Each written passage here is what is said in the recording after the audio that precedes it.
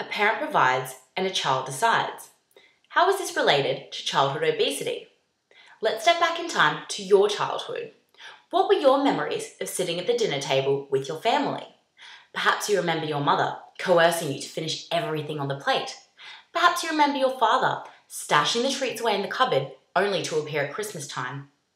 Perhaps your parents watched what you ate so vigilantly that you didn't have to think about anything beyond the sandpit. But what happened when you were given the reins and chose when and what to eat? It is commonplace that parents have the best intentions to provide their child with a healthy diet. Despite this, parental controlled feeding practices may interfere with the child's ability to self-regulate their own food intake by pressuring the child to eat, restricting a child's intake of food, or monitoring what the child eats.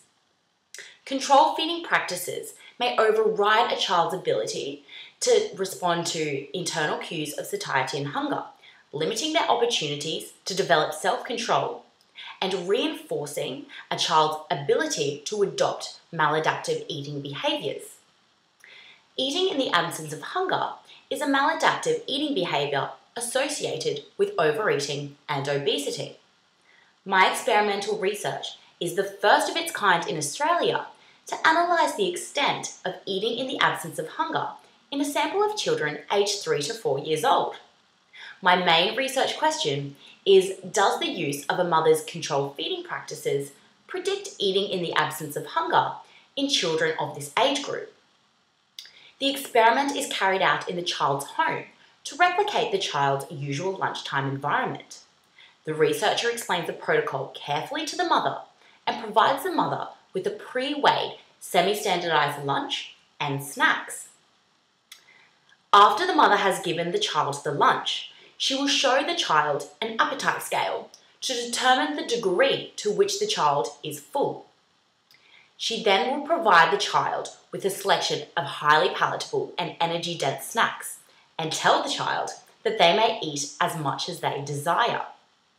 The outcome variable is the total energy consumed from the snacks, as this is a direct measure of hedonic hunger in the satiated state.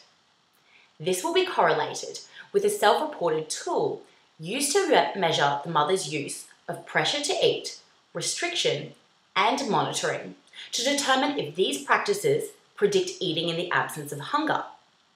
Control feeding practices are potential modifiable risk factors of obesity, so establishing an association with maladaptive eating behaviours will inform early eating interventions and will direct practical and parent advice for feeding their children. For example, if restricting treats is linked to a child overeating when the treats become available, health practitioners will address advice regarding parental dietary restriction accordingly. This will deepen our understanding of parent provides and child decides. Thank you.